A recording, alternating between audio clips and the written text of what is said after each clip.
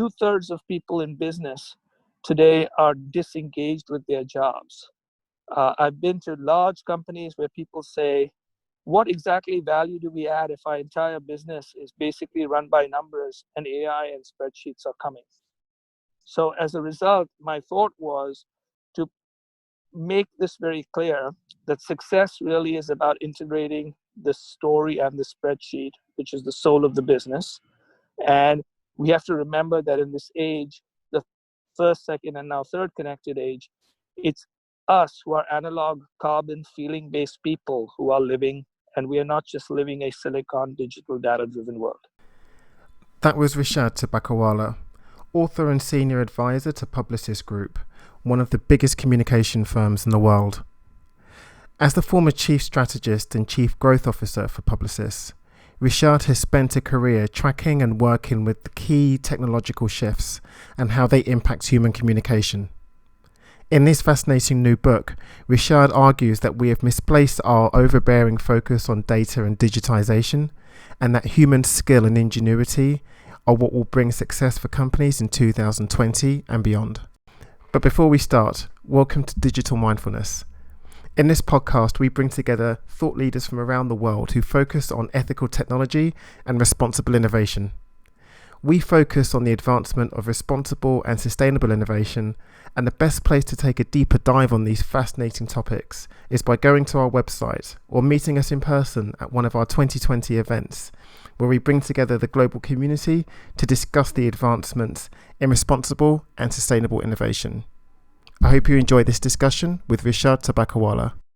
Hi Rishad, thank you so much for joining us here on Digital Mindfulness. I'm really looking forward to our discussion today. Thank you very much, and thank you for having me. So Rishad, I wonder if you'd introduce us to your work and in particular, how you found yourself to focus on this issue of responsible innovation. Absolutely. So I grew up in India, in the city of Bombay, got a degree in mathematics from the University of Bombay, came to the United States to get an MBA from the University of Chicago. 37 years ago, one company gave me a job because I did not have a green card, so I had a student visa. And that was a company called Leo Burnett, which is an advertising agency in Chicago. And I thought I'd stay there for a couple of years, get my green card, and go on to do another job. 37 years later, I am still inside the Leo Burnett building in Chicago. So that is either a testament to loyalty or more likely a testament to unemployability. But I have basically been there. But in that course, the last time my business card said Leo Burnett is about 25 years ago. So I began my career in Leo Burnett is an advertising agency. So I worked on advertising projects for companies like Procter & Gamble and several other projects. Rose to a rather senior level, and then moved into doing something different, which was moving into what was known as the Leo Burnett Direct Marketing Department in about 1992, 1993, when direct marketing was starting to take off. And while doing that, I discovered that most of the economics of direct marketing didn't work for certain types of brands because we had to cut too many trees, find people to mail to, postage costs, etc. And I came upon things like Prodigy and CompuServe, but most importantly, America Online, and built a group called the Leo Burnett Interactive Marketing Group. This was 1994, 1995, so almost 25 years ago. And then in 1995, I convinced Leo Burnett that instead of calling it the Leo Burnett Interactive Marketing Group, we should basically make it a freestanding company, leave the building, and we launched an interactive agency called Giant Step. Helped grow that from about 3 to 100 people profitably, and then came back and helped Leo Burnett Media Department spin off into its own company called Starcom. In 2002, we were bought by the Publicis Group. And then over the last 15 years, I've sort of expanded my remit. And Starcom merged with a company called MediaVest. We got bought by Publicis. We created a thing called Publicis Group Media. We built the case along with my management to buy companies like Digitas, Razorfish, and others in the digital world. More recently, we bought Sapient. And about 5 years ago, I took on a global role across the group, so all 80,000 people. And I've been the chief strategist of the group, as well as more recently the chief growth officer of the group. And Publicis is 80,000 people, about $11 billion of revenue, headquartered in Paris, with most of its business in the United States and its second largest number of employees in India. Thank you very much for that. And through the span of your career, you've really seen the entire growth of, what we would consider today to be the modern digital era, and in particular how that's impacted on human behavior, society, and communications. Absolutely. So, the way I like to define it is my company's digital revenue in 2004 was 4%, and today it's 59%. So I've seen that particular adventure, and I've seen the coming and going. So I introduced America Online to our clients when they had 300,000 members. So I've seen that. I've seen, the rise and fall of Yahoo, the rise of Google, the rise and the questionable, issues facing Facebook, etc. So, and I've also had the opportunity to travel very much.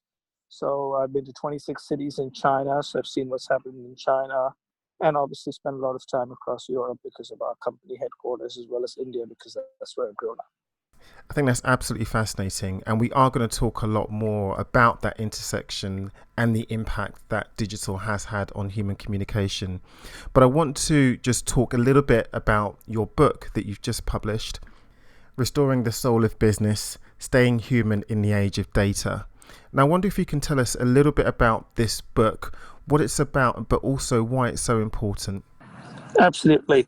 So first I will sort of frame one way of looking at the world, was over the past 25 years, I've divided the age we've been living into three connected ages. So the first connected age I began in 1989 with Tim Berners-Lee and the World Wide Web. So the first connected age was from 1989 to 2007. And the two dominant things that we were connected to we were connected to information through search, and we were connected to transactions through Amazon, or rather through e-commerce in the first age. So through search and e-commerce, and so connected to communication, connected to transactions. And the two companies in the Western world that dominated were Google and Amazon, which are the two of the most five valuable companies in the world.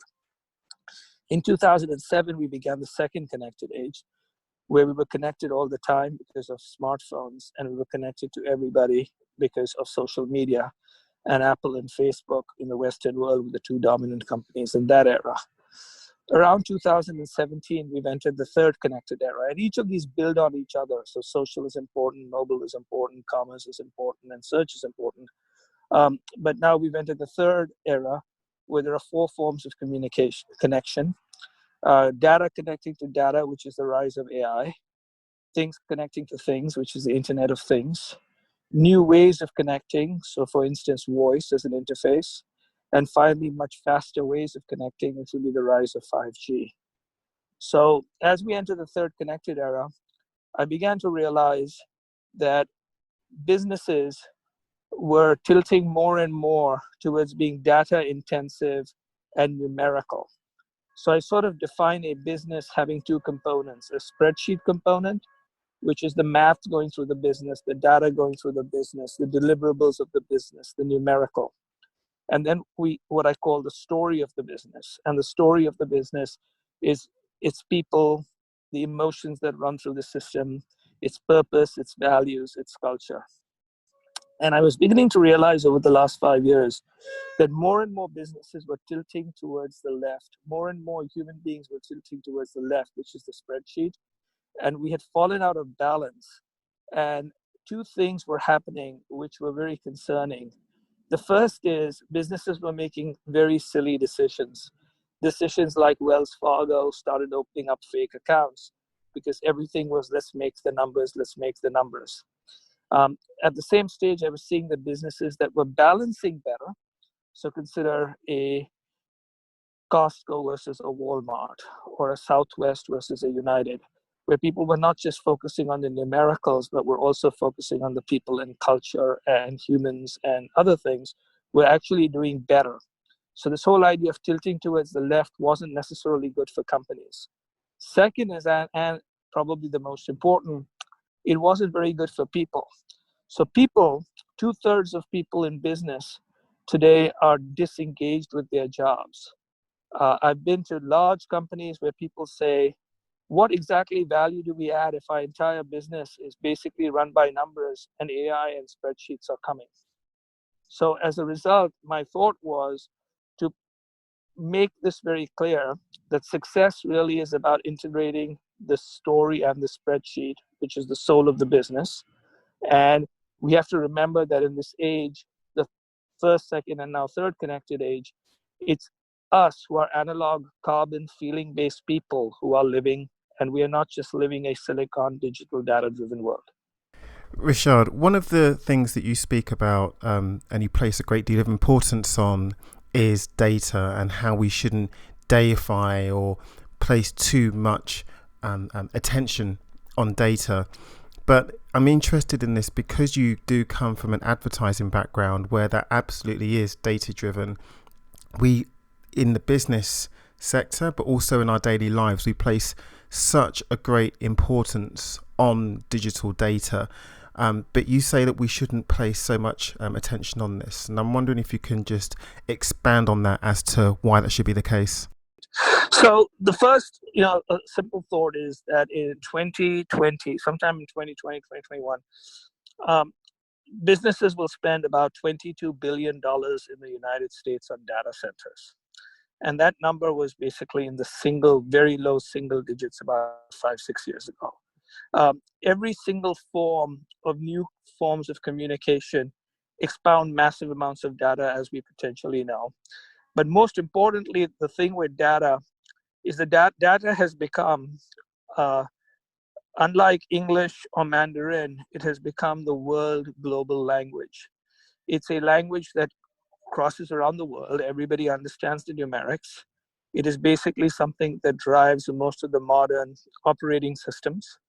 But as importantly, it doesn't require you to think very hard. It isn't messy like human emotions. And it potentially gives you a very simple answer. Here's a 0 and 1.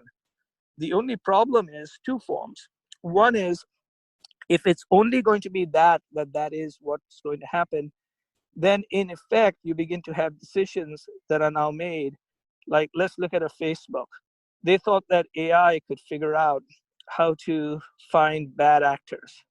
Now they need to hire 35,000 people after the fact, recognizing that human beings actually are sometimes smarter than zeros and ones. But most importantly, while a machine can beat the greatest grand chess master, the chess master plus the machine can beat the machine. And as a result, my book is actually about how we work alongside data and not in subservient to it or instead of it. I think this is absolutely critical because it sounds to me very much like this is the way not only that companies and businesses are going to innovate responsibly both now and in the future, but also this is just going to be how companies work in terms of breaking down all of these silos and bringing together all of these disparate pools of data and allying that with the skills, the immense skills of their workforce. Also, what tends to happen is because of the way we interact and interface with data. So the first chapter of my book is called Too Much Math, Too Little Meaning, where I sort of explain that unless you bring in soul and purpose and human insight, you don't actually get much meaning from data. And that data is necessary but not sufficient to differentiate. But as importantly, because the way we interact with data, which is increasingly through screens, we also are increasingly having a new challenge in the modern workplace, which is how do you manage cultures in an age of screens? So my second chapter is called Managing the Darker Side of Brighter Screens. For instance, many people have gone to open, sort of WeWork, hot seat arrangements at work, work from wherever you want, etc. And a lot of that provides great benefits and flexibility, cost savings, access to talent you normally would not, have. But one of the most important things that I think is missing is that at the very same stage when someone goes to these open seating, the number of emails in an organization goes up between 2 times and 3 times. The number of actual conversations goes down because people have headphones on, and so nobody talks to each other, or you never see your boss or your colleagues because they're everywhere all over the world. And companies' cultures begin to unravel. So there's some very interesting things, which in the database stage is not just how you compute data, but what it does to basic culture. So going on from that then, Rishad, can you tell us what or how you would envisage an organization in the 2020s that does restore the soul to business, that isn't so reliant on data, but as you say in the book, has more soul in it?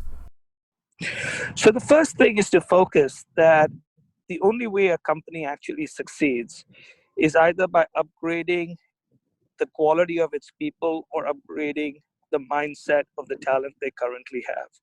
That outside of a few, very, very few companies, like a Google, like maybe a Baidu, like a Facebook, very few companies can ever differentiate on data itself, or on technology itself, because very few companies today differentiate on how they use electricity, right? You can't operate without electricity, but you never win just because you're using electricity. So therefore, the first emphasis I have is on cultures of an organization, and to recognize that people inside companies work for more than fame, power, and wealth. And increasingly, what we found doing a lot of research is they basically work for 3 other things. In addition to that, obviously, they need to have some of that, but they basically work for personal growth, which is how they can grow. The second is how they can become more of what they want to be, which is sort of self-actualization. And the third is they are very interested in connections, connecting with colleagues and other people. So those 3 things, which is the company's purpose and my self-actualization aligned? How am I growing? And how am I connecting to and building relationships? Those 3 things become extremely important. And so then I provide 7 pointers on how companies can maximize that while recognizing we're living in a competitive, fast-moving, data-driven world. And then I provide sort of 7 different aspects, which include things like how do you create an environment where people can speak truth to power, which I say calling out the turd on the table. How to basically have more meetings rather than fewer meetings, but have those meetings about personal interactions versus surrounding yourself looking at screens of data. Another one is all of us as human beings have to recognize, if you're using, let's say, the Apple iOS system, we're now on its 13th operating system. The Mac is on its 10th operating system. Most of us humans have barely got to the 2nd operating system. So I have an entire chapter on how to upgrade the mental operating systems. How do we grow? So I have 7 specific things, from meetings to speaking truth to power to bringing art into business, that companies can potentially do, regardless of size, and individuals can participate in their own world to make sure that they thrive in this third connected age. So one of the main points that you make in the book to restore the soul to business is that people should be having less meetings. And I think for a lot of people listening, that's probably antithetical to the way that they're working just now, because if you look at any of the latest literature, we're being told that more collaboration, more meetings are being advised. So why do you think it's important to have less of these meetings? So as someone obviously over 37 years around the world has sat in lots of meetings, I've been observing these things. And what I've come to realize is the following. It's what goes on in the meeting is what we resent, not the meeting itself. So what tends to happen is the first thing we have is we tend to basically have meetings. Often there are meetings where there was no reason to have a meeting. We all gather around looking at numbers, and someone reads the numbers to us. So why was that necessary? We could have read it anyway. So that's number one. Number two, in many meetings, people basically think that all meetings have to be large meetings versus smaller meetings.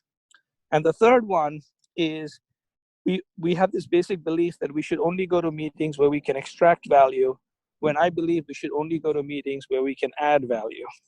So what tends to basically happen is we go to meetings where the content's not right. We go to meetings with the wrong mindset of extracting versus giving. And we go to meetings thinking meetings have multiple people, but can't just necessarily be meetings with one or two people or just one, two people at the same time. So over the years, what I began to realize is I created a model which basically said that whenever someone puts a meeting on a calendar, it's not a question of going to that meeting. What meeting are they going to remove from the calendar? So the entire idea is first of all, let's make sure that we just don't necessarily have more meetings for more meetings' sake. But when we have meetings, there are four things I've learned from meetings which most people are not taking. So the first one is go to meetings with generosity, which is giving people, giving people either advice, your year, or whatever. The second thing is go with empathy, which is to have meetings where we end meetings with energy. So one of the reasons why people are so distraught is because their basic stuff is at the end of the meeting, people basically have to be informed and then go do what they want to do. My basic belief is at the end of a meeting, the following three things should happen. One is people should have clarity on next steps. Second is they should basically feel that they are capable of doing the next steps. And third is they should be energized to do the next steps. And most people basically end meetings with, okay, here's what we got to do, but not how we can do it and whether you're capable of doing it and you want to do it. But I've always basically therefore now said, how about doing this? When you have meetings, go to a meeting without PowerPoint, without slideshows, and just have conversations. And I point to the fact that like when Jeff Bezos and Amazon runs meetings, everybody comes into a room, they read something which is written out like a story for 15 to 20 minutes, and then they have basically discussions. So the problem basically is just to call more meetings. And then I describe different types of meetings that we should basically emphasize. And by the time you do those meetings, you end up actually having more meetings, because meetings is the way that you actually learn much more, especially if they're not meetings looking at numbers. So if you have a meeting with a human being, you begin to understand certain things like tone of voice. You begin to basically see things like how they look and where they're looking. They basically begin to build a bond. And therefore, after that bond, you can have meetings from far away, but you've had actually a physical meeting. So that's the reason for more good meetings. A lot of people who read that said, shit, this is what we need to do.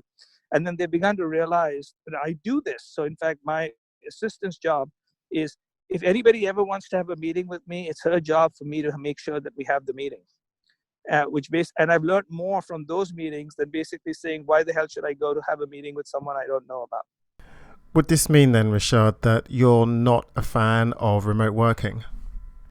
Here's what I am. I'm basically a form of very much of balance, which is I believe that remote working brings significant advantages in costs, flexibility, and bringing people into the workspace, whether they're parents or whether people looking after their aged parents, etc.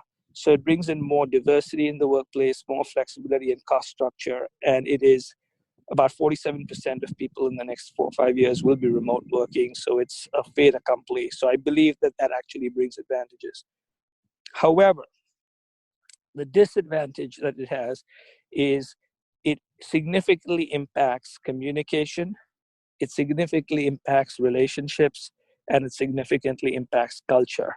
And all those three to the negative. Therefore, what I suggest is as many companies as they possibly can should try to have times where people get together, not necessarily all together all at the same time, but underwrite and try to get people to get together.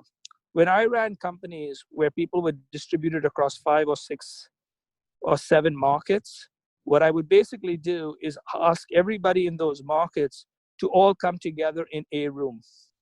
And then all those 7 rooms would be connected over the phone. So we had a sort of a sense of basically being all together.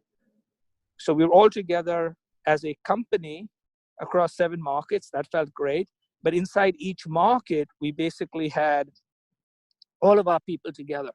And the other part of it was half the meeting was about business and half the meeting was about fun and culture and people introducing themselves and justifying why they were still in the company, etc. And this idea of combining the two is what I believe in. So I'm not against, obviously, sort of remote working. I'm basically against remote cultures. So we've been talking a lot, of course, about how companies can work to restore the soul of business. But I want to talk about value. And in particular, if we were to walk back into our places of work now and to start to talk about this, about bringing back the soul of business, the first response that we would get is data has value and profits actually have tangible value. So I'm wondering, in the 2020s and beyond, and in line with the thesis from the book, what would you say is the I guess the most important marker of value in companies once they start to take on this philosophy? So I would say there are 5 different factors. Some of them obviously are measured with numbers, but they're not necessarily financial numbers, but they're obviously measurable.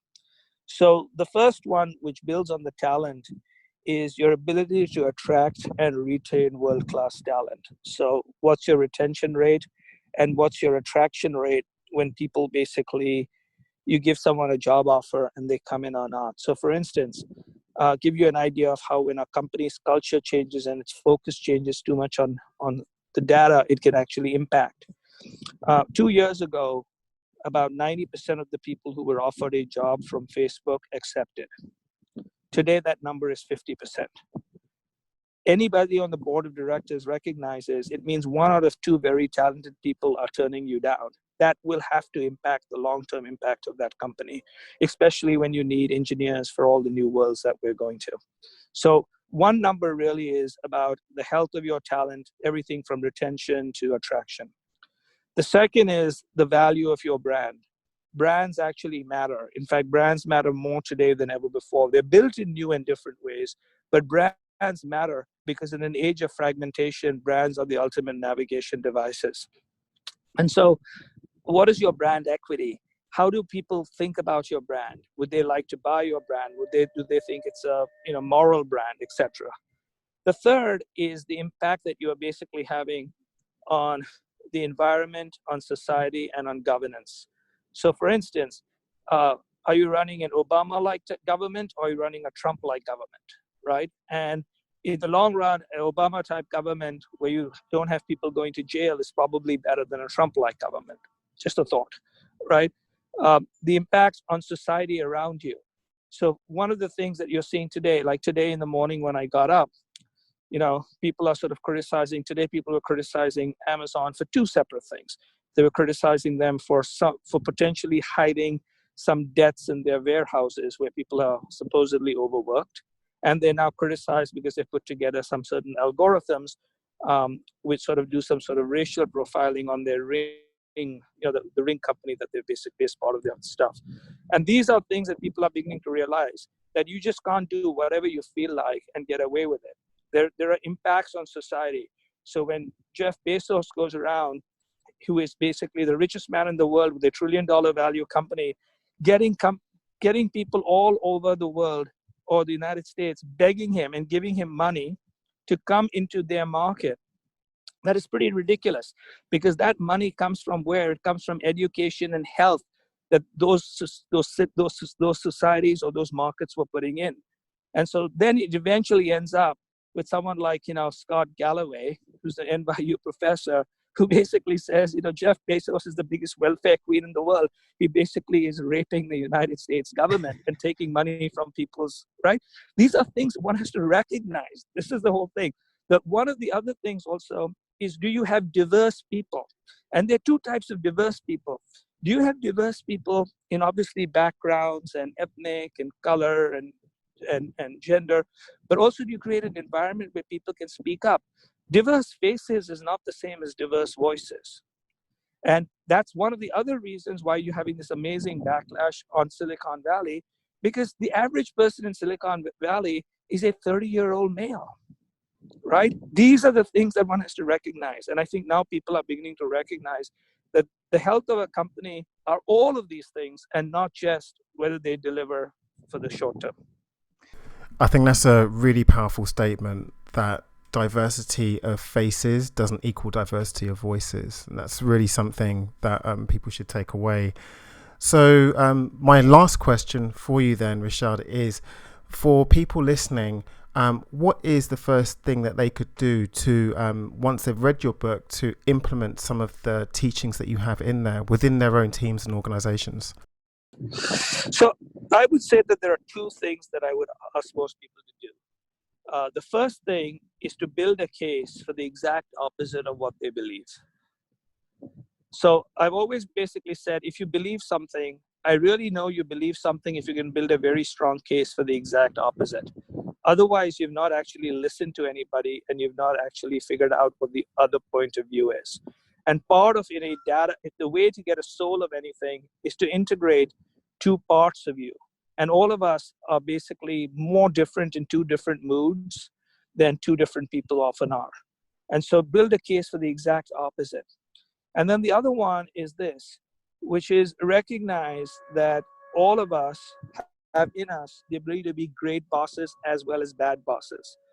So I have an entire chapter called Leading with Soul on how to be a good boss and how not to be a bad boss, or how to deal with bad bosses while still trying to be a good boss. And I basically tell folks is that however tough the world is, each of us with a little bit of luck and a little bit of help can basically create our own futures, which is one of the reasons why eventually, the tagline or the thing for the book was how to grow yourself, your company, and your team. But I also have this emphasis on growth. And my belief is as people grow, companies grow, cultures grow, and societies grow. I think that's a really great place to end it today, unfortunately. It's been really fantastic having you on the show, Rishad. Where can people find out more about you and your work and connect with you? Sure. So on Twitter, I'm at Rishad, which is at RISHAD. If you Google me, you basically have a website, which is rishadtobaccowala.com. And ideally, if you would like to buy my book, it's available already for pre-order. It will be available in the United States at the end of January, and in other parts at the end of January, in Europe in the third week of February. And all you have to basically do is, if you use Amazon, just type in RISHAD, which is my first name, or in Google, just say Rishad book, and you'll see where that is. That's amazing SEO right there. Yes. Yeah. Rishad. See, so even though I talk about soul, I understand the math. This is what happens when you work 25 years in digital and have an advanced math degree. Well, Rishad, thank you once again for spending time with us here today. I really appreciate it and wish you all the very best with the book. Thank you very much. Bye-bye.